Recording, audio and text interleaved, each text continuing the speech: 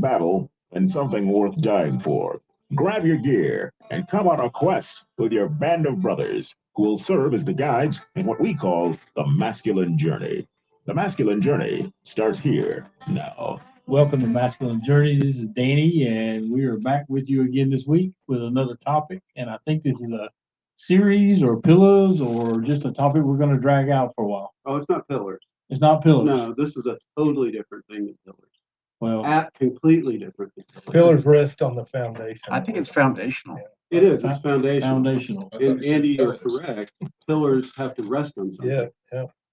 So we got to get the foundation. Okay, so this is The Bible would call it a cornerstone, right? Right. So Well, now that I've been corrected, we're okay. So, that's all right. That's all right. So anyway, we are going to, Andy, why don't you tell us what we're going to do with this foundation? So I got to thinking, and this is mainly for the radio audience, the Greenville, Spartanburg area, I believe that we went on, and we've been in the Triad, Greensboro, Winston-Salem area for years, and we moved it there because we're doing a boot camp closer in proximity to that area. And what I think we told about it a little bit about our ministry, how it's built on Wild at Heart, and how we've been around for 20 years or whatever, and done a lot of boot camps.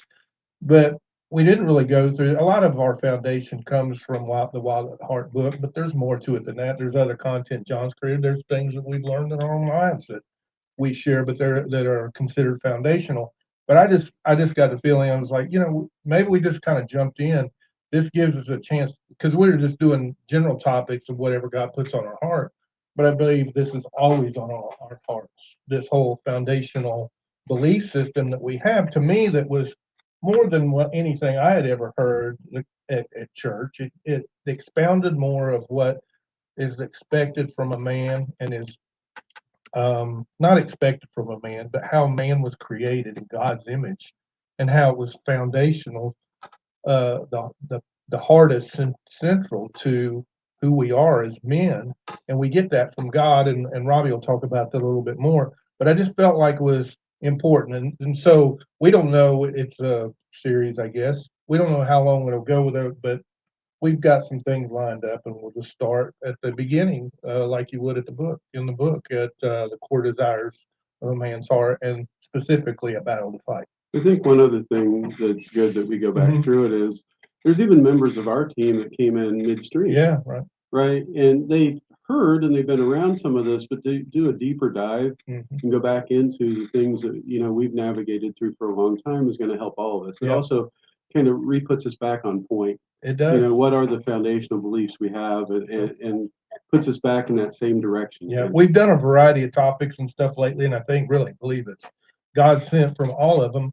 But I think He always brings us back, and sometimes to have it put back in your face, that helps you to say, "Oh, I forgot about that. I'm not living out of my true identity," or whatever it may be. Right. So tonight we're going with this is the beginning of the core desires of a man's heart, which is the opening talk that we would do at boot camp, and it's also aligns perfectly with the Wild at Heart book. And the idea, actually, and the first time I heard this, I thought, that's what John Eldredge says, that one of the most important Bible verses, and one of the things that really, the longer I walk with God, the more I realize how important this Bible verse is Genesis 1:27, where it says, "Let us make man in our image." And He made man in our image. He made man male and female in His image. He created them. And the reason why that becomes so significant as you walk through this message and understand more of what we're doing tonight and what we'll do throughout the foundation of this, as you learn at boot camp, is that a lot of the stuff you always thought was just random in your life happens to be you reflecting God within yourself. In other words, you have that heart because God has that heart. And some of the things that you desire, especially these core desires that we're going to talk about over the next few weeks, these core desires you have because God has them. And you were designed with that in mind. And so, like many of us, especially since it's called the masculine journey, we're trying to figure out, what's a real man, and what is it that real men do, and how is it that we can walk like that. And one of the things that you really can't come up and argue with is that there was one real man that ever walked the earth, and that would be Jesus, right? And so it's fascinating to me how the more I understand this, that Satan has gone after that idea of what most people think Jesus is, Right. and his masculinity in tremendous ways, which again we'll talk about a lot through this foundation. But one of those places that he certainly reflects masculinity is in this idea of the core desire of a battle to fight. And if you don't think little boys, are an image of a battle to fight. In other words, these from the time you're an infant, you wanted to play war, or you had this sudden enjoyment of watching things get blown up or shooting guns and all sorts of things that little boys do that you can't help but wonder. Like little girls did not invent snowball fights, right? Or if you put a bunch of teenage boys in a swimming pool, they will not break out into synchronized swimming. This just isn't what happens because they weren't made that way, right? I mean, what happens is obviously dunking, let's wrestle, these whole things, like when your son comes down the stairs in the morning, and he punches you right in the shoulder, like there's something that's in there that's inherent in masculinity that must have something to do with God's heart. And so one of the first clips that we show at boot camp, we're actually going to talk about tonight, is from the movie Braveheart. And the idea is when you picture Jesus in your mind, and we will actually at a boot camp give two different movie clips, one being Braveheart and the other one being Mr. Rogers. And I think many people think of Mr. Rogers, meek and mild, a good neighbor, undoubtedly. Won't he be? So, he's definitely loving his neighbor. I mean, there's no doubt about that.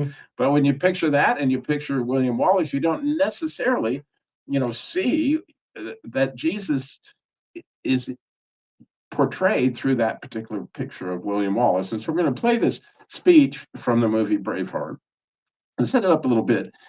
You'll hear at the beginning that the men are lined up there to fight, right? And they're obviously outnumbered, and they are horses and all sorts of stuff that looks pretty scary if you were one of those guys standing there with a pitchfork and a hoe, and these other people have got all this battle weaponry. And of course, they're fixing to hightail it when they see the numbers, and you can hear the nobles come and say, hey, we need to negotiate, stay there, let's look like we have a force so we can get a good negotiation. And when you really think of what the enemy often brings into life is he wants you to negotiate. And then up rides William Wallace, right? And what I want you to listen to is you get an idea who's going to give these men their heart back, who is going to give them back the core desire of their hearts. And he does that actually, if you listen carefully, with the gospel message. And we will share that after we play this clip. I'm not dying for these dumps. Let's go! Stop, man! Do not flee! We can do with negotiation. Mikey says this must be a fashionable fight. It's drawn the finest people. Credit thy salute for presenting yourselves on this battlefield. I give you thanks. This is our army. But this is your army. Why does it go? We didn't come here to fight for them. Sons of Scotland, I am William Wallace. William Wallace is 7 feet tall. Yes, I've heard. Killed men by the hundred. And if he were here, he'd consume the English with fireballs from his eyes and bolts of lightning from his head. I am William Wallace. And I see a whole army of my countrymen here in defiance of tyranny. You come to fight as free men. And free men you are. What will you do with that freedom? Will you fight? No! We will run! We will live. Aye. Fight and you may die. Run. You'll live. At least a while. And dying in your beds, many years from now, would you be willing to trade all the days from this day to that for one chance, just one chance, to come back here and tell our enemies that they may take our lives, but they'll never take our freedom? Right? That gospel message is he who would seek to save his life will lose it. But when you really think about it, what little boy wouldn't wear his Superman pajamas into the grocery store so that because he wants to rise up to be the hero. Every young man wants to rise up to be the hero in so many different ways. It's quite obvious the more you see it and the more you realize, wow, I have that heart because God has that heart. I'm that way because Jesus is that way. And there's undoubtedly all sorts of battles that Satan would like to take you in all sorts of directions, but there is a battle that Jesus has for you that you can rise up and fight. And part of the reason we start with that whole idea is that really for anything worthwhile in life that we've come to understand requires a battle. And you may even be fascinated to know that Job's name means hated. Job, you mean? Yeah, Job. Yeah. In the book of Job or Job, right? His name in Hebrew means hated. Why? Because if you're righteous, you will be hated and there will be a battle to fight. It just is, it's part of the deal. It's clear in the Gospels, you look at it, but nobody did it better or helps us to understand that more than Jesus. And so as we begin this idea of how, right, how are we going to get a picture of the real masculinity of Jesus if we don't begin with this idea of his name is a warrior is his name. You'll find that in the book of Jeremiah. You're going to find it also in Exodus. That, I mean, literally God's name is a warrior. And so we have that heart because he has that heart. I think one of the things that's key about that clip, we could spend, the whole show on the clip, is, first he reminds them of their identity.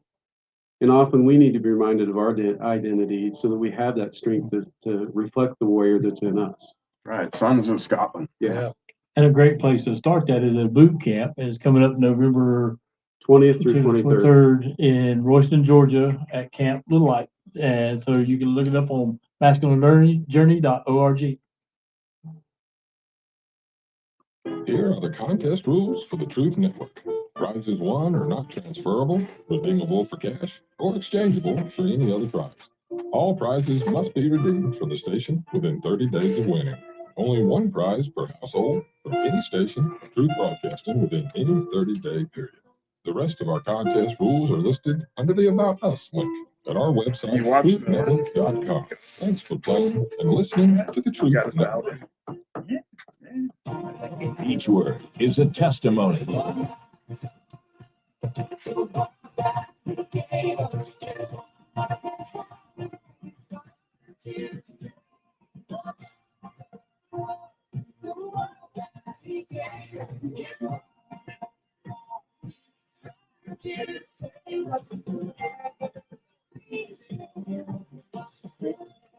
And his word is always true on the Truth Network.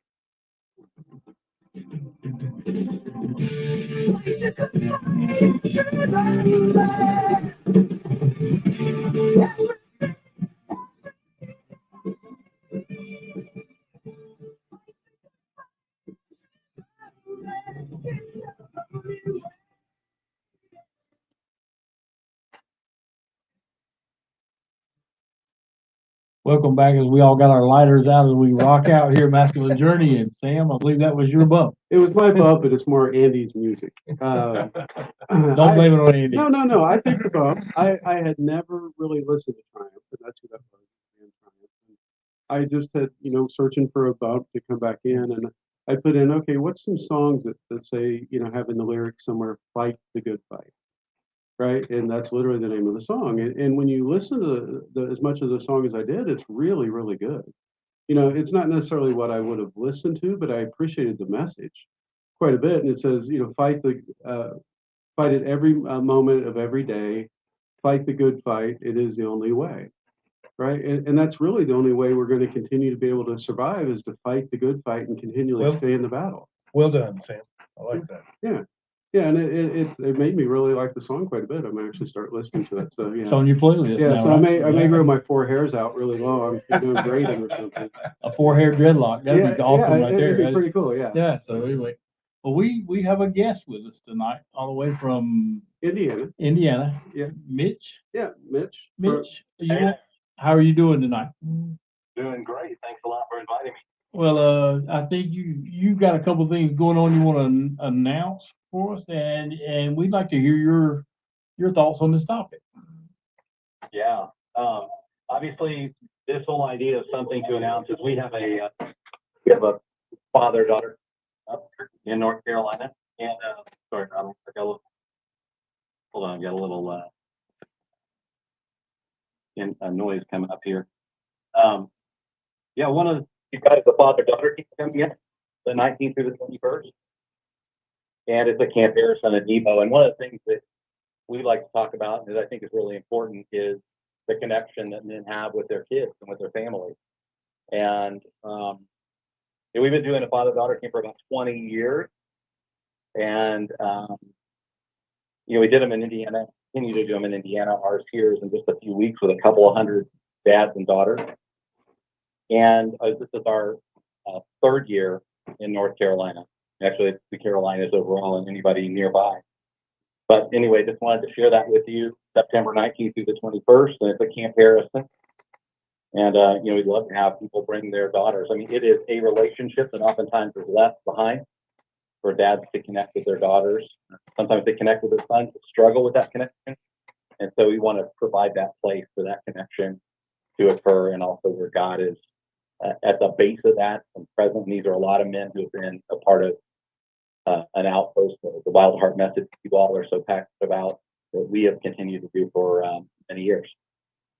Yeah, it's if you listen to it on podcast in North Carolina, it's about an hour from the Triad. So it's really in close proximity that you could go do that. And what a great event to take your daughter to and really love on her and fight for her heart during that weekend and let God love on your heart. And so we'll post it on our Facebook page. We'll send it out via our email stream this week to anybody out there. And if you're in Spartanburg or Greenville, it's not that far of a drive either. So it's pretty close to you as well. Yeah, and we look for like 6 to 16 is about the average age for the girls. But I've got a girl who's 19 years old coming. In fact, she told me today, I leave college to come and spend time with my dad. Wow. So that's an important thing. And so that's it. And you guys were asking about my thoughts on this topic today. I think number one is that guys fear greatly that they're going to be exposed, that they don't have what it takes to come through. To have a life that really matters, to have a purpose greater than, they feel like they're just taking up space. And God has something so much more for them and for each of us as men. And that's what William was talking about in that great epic movie, but what you guys are sharing so much today. And you can't say enough how important it is for a guy to have that purpose, to see it, see how God wants to work in, around, and through him, in and around the king. And for his family, especially, given time to sharing about father-daughter camp. That's awesome. We're gonna play another clip here. We're gonna go to Jim for the next clip. He looks so surprised if you see him on camera. I was surprised, and I'm back. This clip kind of landed in my lap, and it sounded so much like me, I had to play it, even though I was going for Josie Wales as usual. But this is Chief Dan George, so you'll recognize him from both movies, I hope. He is at the end of his life. He's blind. He's ready to go out and lay down and do what often happened among tribes, and they would just go off and die by themselves in the wilderness. In this case, his grandson's going with him. You'll hear him refer to being a human being, and that is a very tribal thing. They called themselves the people human beings. I want to say he was Comanche, but I could be wrong about that. And I think it was another one, but that doesn't really matter because that was pretty much all those that we're now calling Native Americans. And all of those tend to prefer being called by their tribal names. So that's what he's calling himself there. I will talk more about this at the end, but there are some gaps. You'll hear a lot of noise for a little bit. That's him laying down and being rained on. And then you'll hear him getting back up. But let's go ahead and play it. Come out and fight. It is a good day to die. Thank you for making me a human being. Thank you for helping me to become a warrior. Thank you for my victories and for my defeat.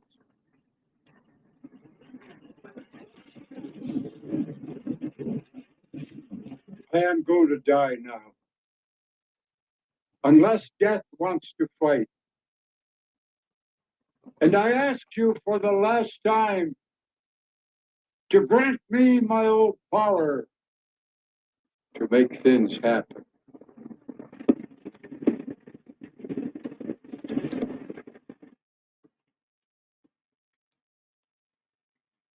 Grandfather?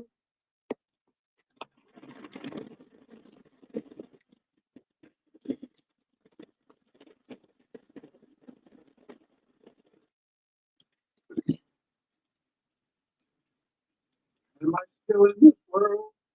Yes, ma'am. Who?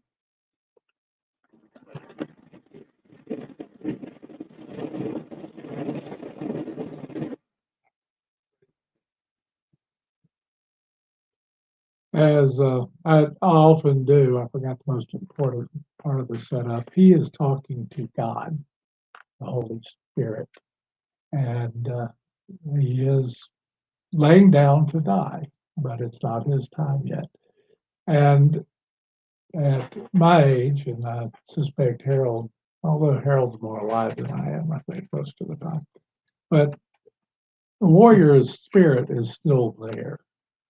I'm still ready for battle, but physical battle is not real, despite me being the size of William Wallace. I'm not prepared for combat anymore, and that's not what the fight's about anyway. We are in a primarily spiritual journey, and the battles are not against flesh and blood. And this, just everything about this, I've always really appreciated that. And I've threatened my wife with the fact that I'm just going to wander off in the woods someday and never be heard from again. And no dogs find me. There are no woods on a cruise ship, Jim. Well, there's Yeah, don't there wander is too far on that cruise there ship. is the plank, but walk the that's plank. too tacky a way to go. But that, and he did it right. He was waiting for God to take him, and he didn't. And that's how I feel a significant part of the time. But I know there's still a fight to fight, and I won't do it until my last breath. And you said something about, we learned that it's a spiritual battle, and I thought a lot about that, is that in the beginning of our lives, we're battling everything physically, the young bucks love to fight and that kind of thing. But as time goes on, you walk this journey with Christ, you learn that, it's not against flesh and blood. It's against principalities and powers. And you begin to learn to fight. I think sometimes, like Robbie was talking about, we're drawn into this fight, and sometimes we're in the right fight. We're just fighting it the wrong way. And, like Don Quixote and the windmill or something. And so that's kind of what made me think about that when you played that clip. You brought up one of my favorite songs, Impossible Dream, which very few will even know is music. That is from Don Quixote. The thing that happens though, a lot of times, if we're not careful, we go from that young buck stage where we are stepping into every fight we see to believing that, you know, okay, God's got everything, he's gonna handle it, I don't have to engage. You know, and that's a very dangerous place to be as well, because we do have to engage. We have an active enemy that's gonna fillet you if you're not actively fighting back. Now you have to fight with God on your side, right? And having him lead, but you have to do your part in it. You know, if you don't fight for your health, for example, who's going to? Yeah. Right? Men that name the name of Jesus, I think, struggle a lot more with being out of the fight, being passive and not being engaged in fight, because we think that's what we're supposed to do. And that's what you're just supposed to be a quiet, peaceable man. Well, yeah, you are, just like Jesus was, until he needed to rise up and speak the truth at times. And right now, I'm in one of the toughest spiritual battles of my life. And it is for my bride of 52 years coming up in a couple of weeks. And that is sometimes the most important battle, but we're going to get to rescuing the beauty at another time. Well, you can find us at masculinejourney.org. You can hear about our boot camp, and you can register there. We recommend that you register, and you can see all the podcasts on any podcast platform, and then you can. It's November 20th through 23rd, right, in Royston, Georgia, at Camp Little Light. Struggling. That's okay. Hey, Mitch, where can they get your information? Real quick, we got about 4 seconds. Missionuprising.com. Thank you, and we'll send out an email this week. All right, and we will talk to you next week. Well done. You're great. That's a fog going on. Okay, I can put anything you need to, but you did okay. This way. I'm For good. sure. That's all right. I know you got it. For sure. Yeah, I just wanted to get his thing in there. You're doing Mark, great. you didn't say anything. Why are you backing away from the mic? He's still mad at me because I called him his first name. Yeah, Clarence? Clearance? Sam offended him right off the Was bat. there a clearance? Clarence is Yeah, okay. you know. Okay. I'm not like, David. David. Somebody. Yeah, it's hard, Who's it's hard to David? remember who he is. You're not that's right. like everybody else in I the can't- world. yeah, Dave and. I've heard that name, but I can't picture the. Yeah, I face. don't. I just- haven't seen him. I don't know. Yeah, David, are you watching? We're gonna put him on a milk carton here. Have you seen this? We've got an Amber Alert out for Dave.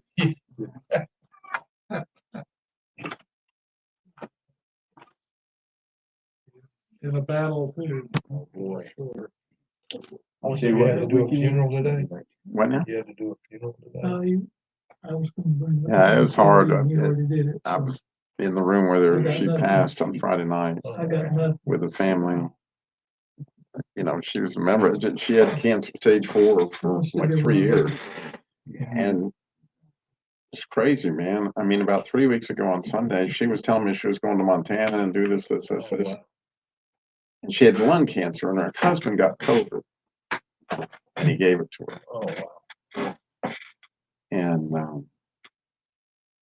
she went in the hospital, got out, went in the hospital, got out. She went in the hospital last week on Monday again. I went and saw her Wednesday, and she was really like, I'm doing good, Pastor, don't worry about it, you know, and then just really sweet spirit, nice lady. She was 55. And, pardon me? Who was it? She may have introduced herself. Her name is Sherry Beal. She might have well talked to you because she knew all about you. She talked to me about you several times. She was adamant that, you know, God could heal as he had in her case. And then all of a sudden, on Friday, about 2:00, the hospital called Mike, her husband, and said, you need to come. And he got there about 3, unfortunately got to talk to her. I was on the air doing Truth Talk Live. As soon as I got off the air, I drove over to UNCG. It's UNC Hospital in Chapel Hill. And took about 2 hours. Watched our homecoming. It was an intimate. And then, like, you know, the funeral was today at 3. And you have to be at Kildee Church to understand, you know, we had 42 there last Sunday, and we had broke every record like since 2016 or something, because there's not that many people come. And so my understanding was the family was gonna be in the fellowship hall at 2:30. I said, Tammy, if we get there at 2:20, whatever, we'll be good. Well, we come driving up about 2:20. And there are cars everywhere. Like, I have never seen anything like it. There was no place to park whatsoever. We had to go through the cemetery and come at the back just to find a place to get in. I was like, holy mackerel, did I miss the time? It was at 2:00. I wasn't there to do it. That wouldn't be good. But so, the funeral guys are standing out there and they're trying to direct the traffic. And I said, man, did I miss this thing? He said, no, there's just a lot of people here. It's at 3:00. I said, okay. Well, man, we completely filled the sanctuary, which you know what I'm talking about. Yeah. Well, both Sunday school rooms on either side, I don't know if you've seen those two rooms on the outside. Okay. You can open those up and Been the they're, overflow. yeah, and then they filled the choir loft. And for the first time ever, I've been pastor there, but it always seemed to be just taboo to sit in the pastor seats that are on the very back, like that was for Jesus or something. That's a secret. Yeah, but I always sit on that bench. Oh, Jesus, yeah, Bobby. that's, you don't sit back in those, I don't know who sat there, but whoever it was, they had a sacred button. You don't sit there. But but man, I had no choice because the entire choir loft was packed, people standing all over the place, both those Sunday school things. Everybody was like, this church has never been this packed. That lady was so loved. She had been a hospice nurse, and a lot of things with her life, and they Honored well. oh my God. Probably not many of her patients. And then, we didn't take a long time on the funeral. The reception or whatever, it was at 3:30. Well, the line went clear out the fellowship hall. And when I left at 5, the line had just finished and they had just sat down to eat, and Wow. I'm like, man, this lady. Sad, but also beautiful though. It was. Yeah. It was absolutely. They are a wonderful congregation. They really are. I enjoy every time I go down there. They really are. Mitch is gonna join us in the next segment. You can take this. Okay. He's getting feedback. I thought it was. And so he's prepared for it this time. It'll take you out, man. It's hard. It's incredibly hard to do Is he that. on a speakerphone? No, he's Yeah, well, sorry, guys, I'm not in my regular office, I'm out. So I'll have it set up this time to be a little clearer. Yeah, if somebody's on the speakerphone, it's really bad. But it's hard to say, this. Well, I've done it on my, talking through my headphones does it. A Bluetooth, I think, causes it sometimes. I mean, I used to, I'm calling Whoa, in. whoa, Art has grabbed the mic. Watch out. What's Is that like Elvis has left the building? No, Art has grabbed the time for a mic. dog story? Art is in the building. A dog battle to fight. Yeah. That's right. We got about. So 3 dog minutes fighting is left. illegal in North Carolina, you mean? Mitch, what's the location of your camp? I couldn't quite catch it in the first segment there. It could be clear. Nebo. No, it's not Nebo. It's in Boomer. Camp Harrison. Yeah, it's in Boomer near Ferguson. Oh, he West. just lost us, so we need. Yeah. It's west of Wilkesboro. Above Greensboro. No, it's west of Wilkesboro. Yeah. When I heard Nebo. In between No, it's Wilkesboro and Boomer. Boomer. Yeah, Keith will need to call him back. He lost. Since he can't call in. South of Moravia. Don't call us, we'll call you. That's where my folks are from. Look at Eli. I got All my over clip. there. Southwest We're gonna of do another Moravia week. Falls, yeah. About the fight, probably. We're not gonna Okay, get that's covered. fine. I didn't know. So if we don't get to all the clips, I won't worry about it. Used to go to I don't really Moravian care if you Falls play mine or and not. Oh, yeah. back when it was nice. But you really- Does Art have a clip? That's like really cool. You don't have a Lassie clip or something? Mostly. 10-10? Hey, the last. What is it? Wasn't there, did Lassie fall some bears and stuff? Oh, yeah, Lassie is. Lions and tigers and bears, oh my. In the last 3 or 4 shows, that means I get like 2 months. Yeah, you can't, yeah. You don't lose, you don't wanna lose your. Oh, have to put him on All payroll. those people that tune in just to see Art. Yeah. Yeah. So, Hello. You get 3 months next in a week, row, if you we're go. gonna do battle you go fight on again, I'll get you a payroll. 10-10 clip. for Right. Next week. You know how many times that she protected little Timmy? And you know, that. Wasn't that his name? On Saturday. Harold? it was on it. Yeah. Were you there during the Is shoot? that, did you have treatment? I wondered how you're doing. Let's catch up one minute. Hey, just keep. You use those? You remember Rin Tin Tin? That's more like your style. That was actually a German Shepherd, as I recall. I don't think I ever saw it. I used to hear that And name. You never saw really Rin don't. Tin Tin? I can. Oh, yeah. He just Missouri rope boat ride, rope ride. That's a good clip. That is a good. This is Danny on Andy. That's right, yeah. Yeah, yeah, I was hearing that, the, Judy Duty. Welcome back to the Journey After Hours. Andy, you have a clip? That quick, huh? Probably not. What I almost did, and My chemo brain is alive and well. But it was, Chief Dan George were Whitey sneaking up on her squad. Yeah. Gotcha, yeah. Or him being snuck up on by when he was trying to sneak up on me. I listened to a bunch of them. There's a bunch of them out there. There's probably more outlaw Jesse Wells clips. than any other movie.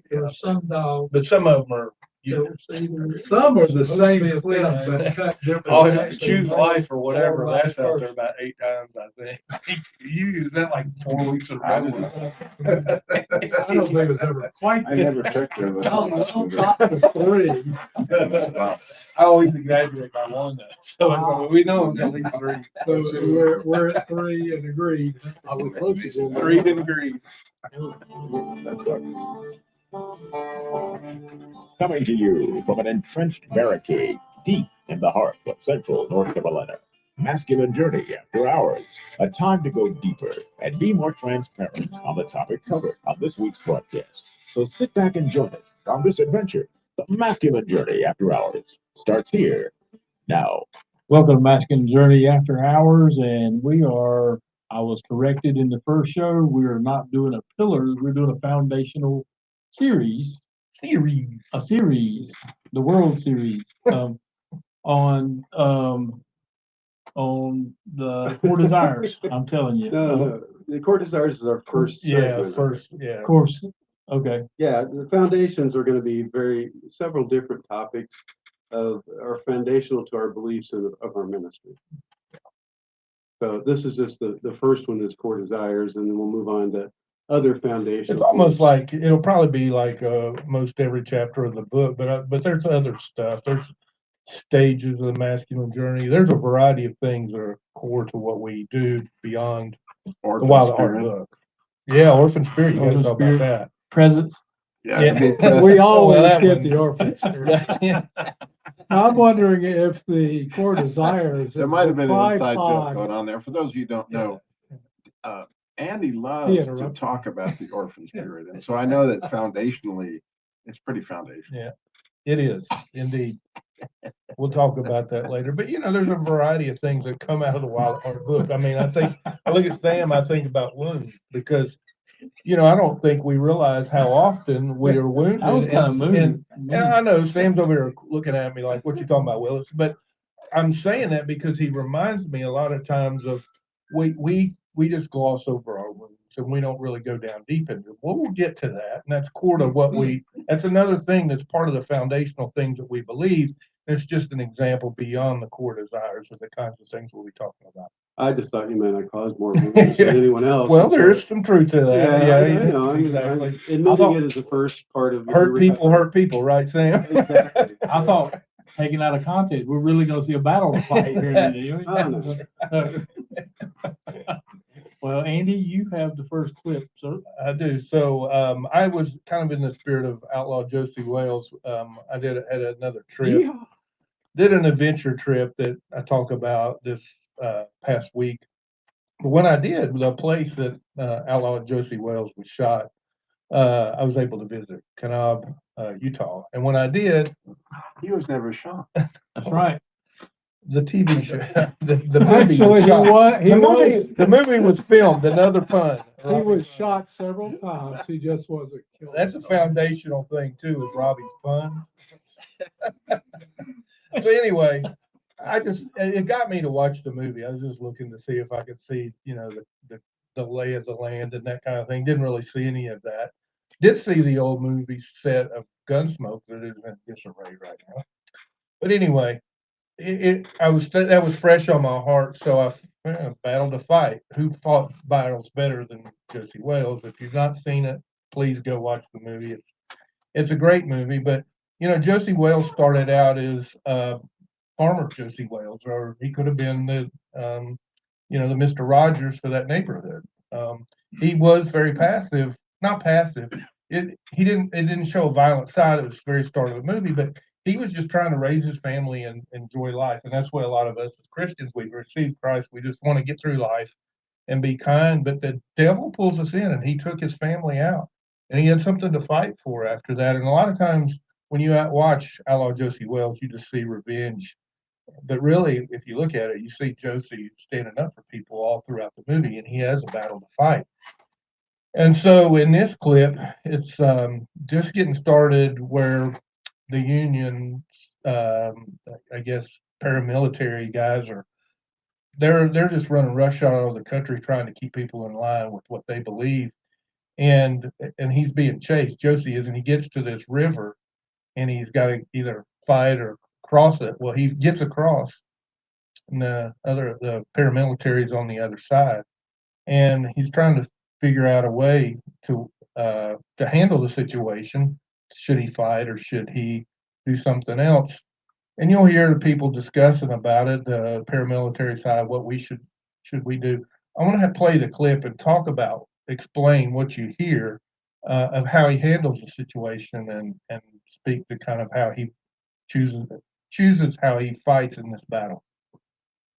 He is trampling out the vintage near the green. We've got him now. We'll get these two first and we'll get the others. What others? Where's the kid of the last ones? Oh, Texas is full of rebels. Lots of work to do down in Texas. We get Josie Wales and it ends. Doing right ain't got no end. We best hurry on, Josie. Well, they'd catch up to us by the end of the day. Judging by these tracks, there's maybe 40, 50 horses ahead of us. What we've got to do is space some time between them and us. What are we gonna do? Stay right here. Glory. Come in. Now, welcome, gentlemen. He's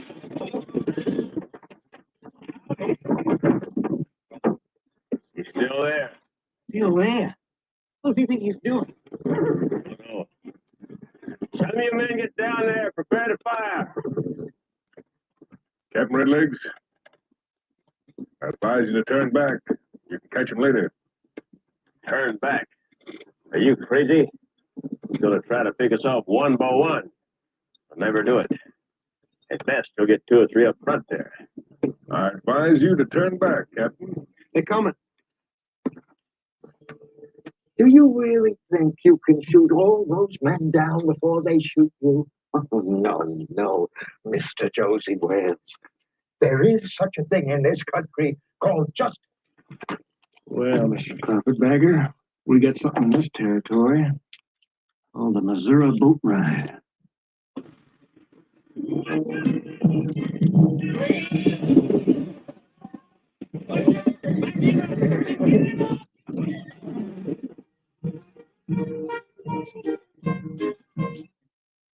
So you have to be from Missouri to appreciate a Missouri boat ride. If you look at the way the word is spelled, it ends in an I. So I'm from Missouri, but that's how we say it. So were you going to say something, Sam? It looked like you were going to jump in there. All right, that means nothing. The clip though, that boat ride he gave them though was he was understanding how to fight the battle. He would have been in bad shape if we were just trying to pick them off as they floated across, but he shot the ferry line and they just started floating down the river and gave him plenty of time to get away. And it goes in, what does that have to do with battle? Well, Josie he was a violent guy. He could take care of battles by just taking care of brute force fighting. But in this situation, he used wisdom on how to fight his battle. And I think a lot of times, once you decide that you or understand that you need to fight this battle, then it's not just, you can't fight the same way every time.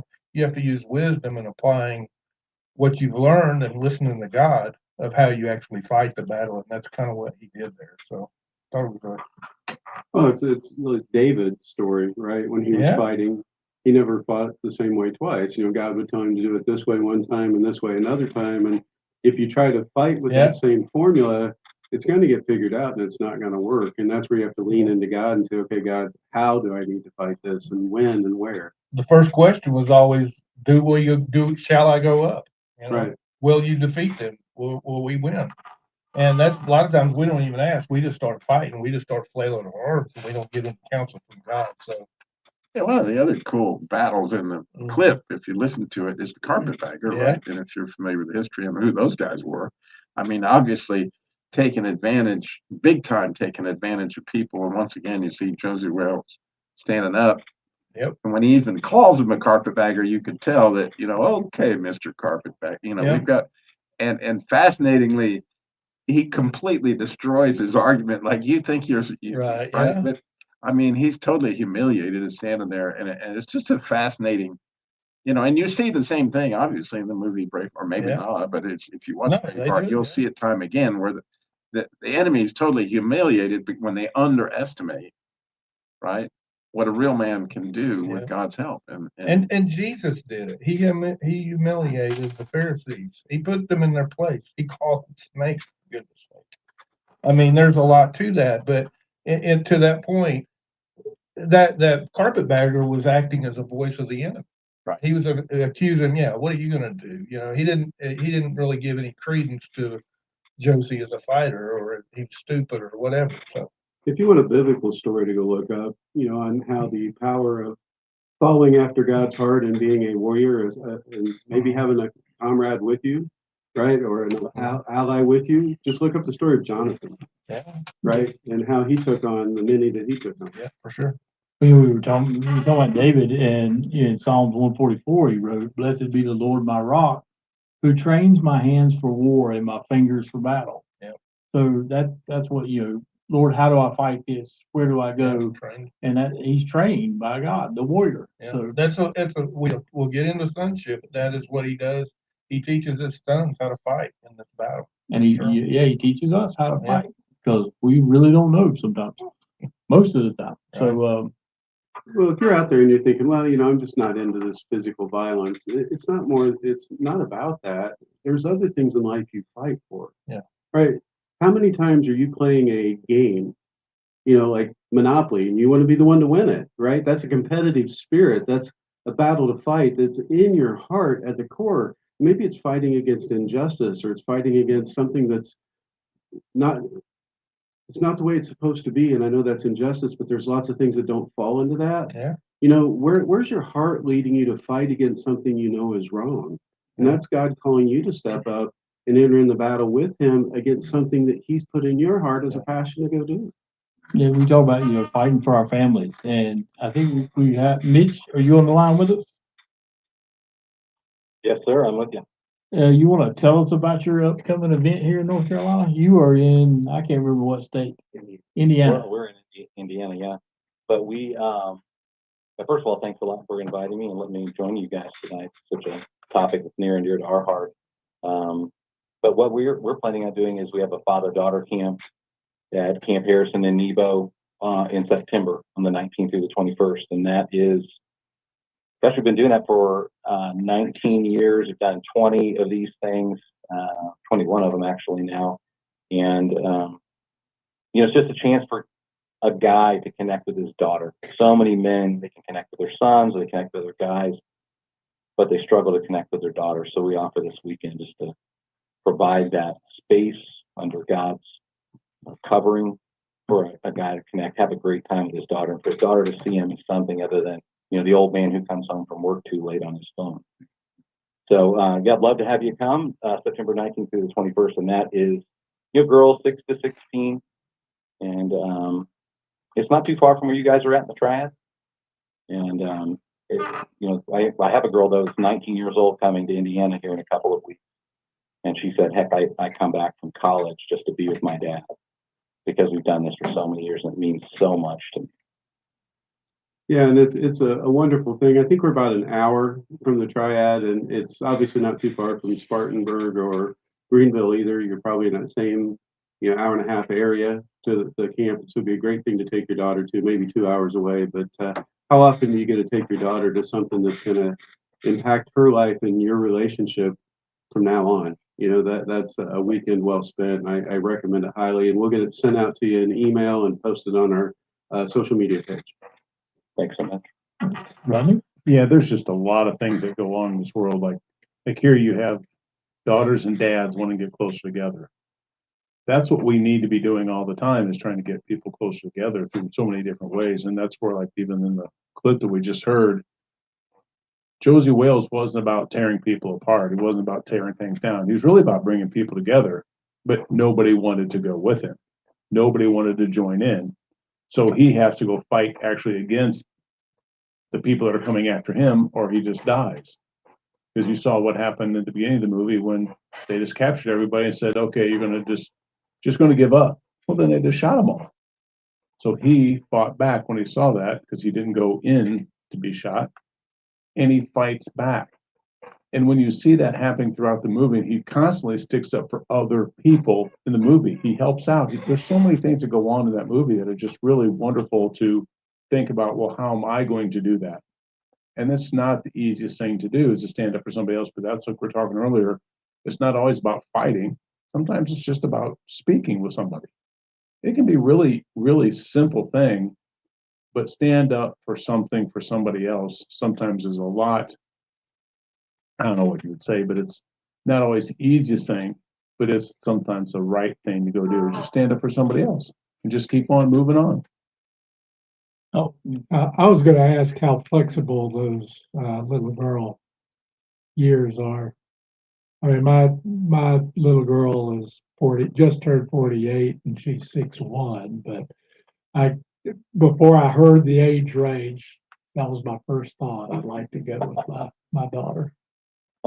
Yeah, I just, as a side note, we do encourage guys to come with older daughters if they want to, and a lot of times what they'll do is come and just hang out, maybe not play the games and do the things that we do with the younger girls, but just spend time together. And so give me a call if you want to talk about something like that. My daughter's 25 now, and she's continued to come since she was 5 years old. So you can see it a lot of different ways. All right. Well, I chose a clip this week. I rehashed a clip from an older show, but it's a good clip from Good Will Hunting.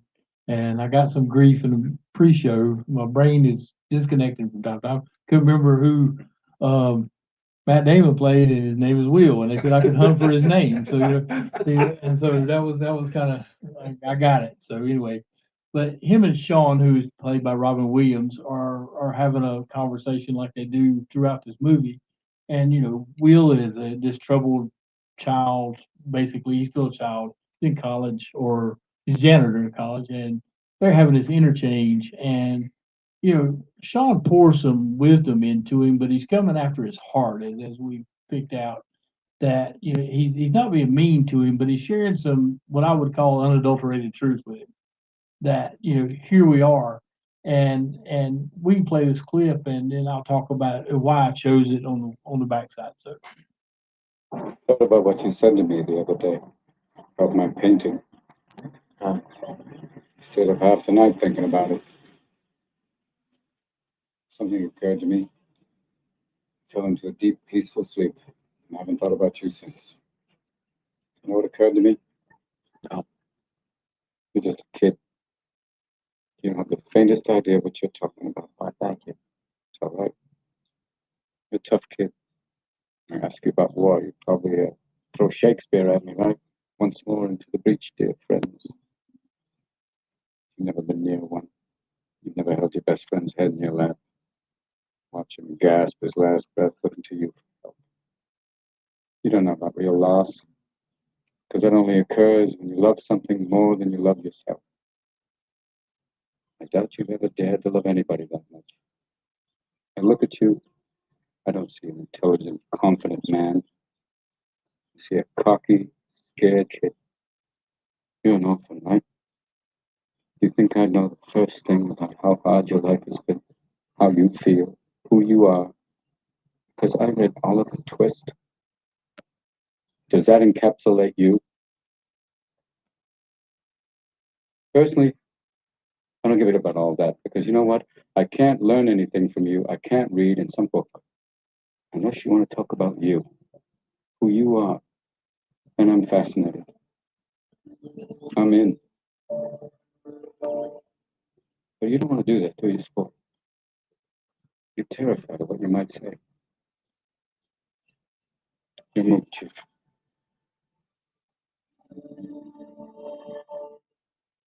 You know, it's set in our hearts. We talked about it, you know, we do have a battle to fight. And, you know, you see it in, I remember a video one of my buddies sent of his son. He took him to martial arts training. And he sent me a video and he got one of these rubber knives. And the kid's probably 2 or 3. And he's wandering around. He's got the wrong end of the knife. He's holding the handle, but he's weaponized this thing. And he says, see, there is a battle to fight.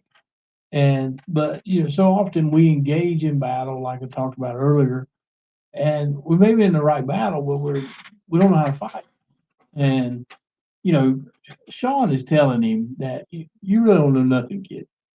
And, you know, I've been told that a couple of times in my life. I thought about a story when I first got sober in '94. I had a mentor and he was, you know, pouring into me, and Sean was mild compared to Tim. Tim passed away several years ago, but Tim was rough dude. I mean, and I confronted him because all we were really doing was, in my own mind, I'm going to work on myself and get sober and get my life right and go on about living.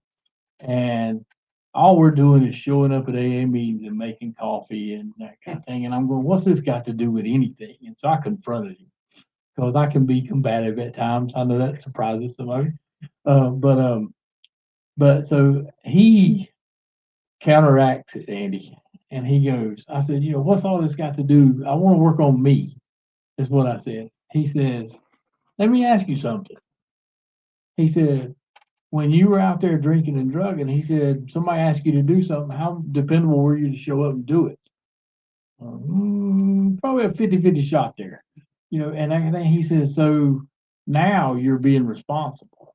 Is that not working on you? And he went through time after time and how that thing was. And it never occurred to me, oh, I'm learning responsibility. I'm learning to, not that I didn't know it, it's just I had engaged in it.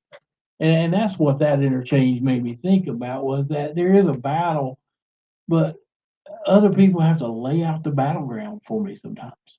And, you know, you guys have, you know, coming to my first boot camp was, you know, we'd been in the genre of Wild at Heart and all that stuff, but then I show up and, you know, it just opened up a whole nother world and go, man, that makes sense for some scary reason or something. Didn't hear that in Sunday school. But anyway. Yeah. Well, speaking to that whole idea of being more disciplined and seeing the value of it, it's the whole Karate Kid, it's the wax on, wax off kind of thing, right? It's where you don't think it has anything to do with becoming a warrior, or he didn't, Daniel didn't, but as he continued to do it, he actually became a really good warrior, learning to wax the car and what else was it? Paint the side, paint the fence. Paint the fence. Yeah, right. Did you watch the movie?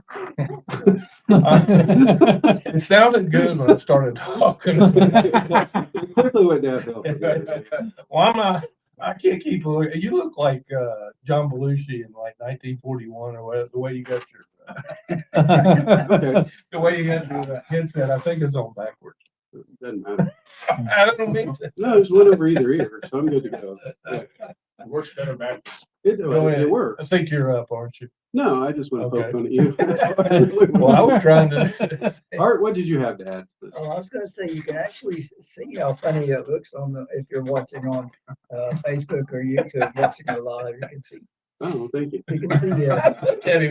If you check us out on Facebook or YouTube, you realize why we're really a radio show. It's pretty obvious pretty quick. Anybody else got anything they want to add? On this battle to fight, I think it's just something that you got to say, you know, God, what are you calling me to?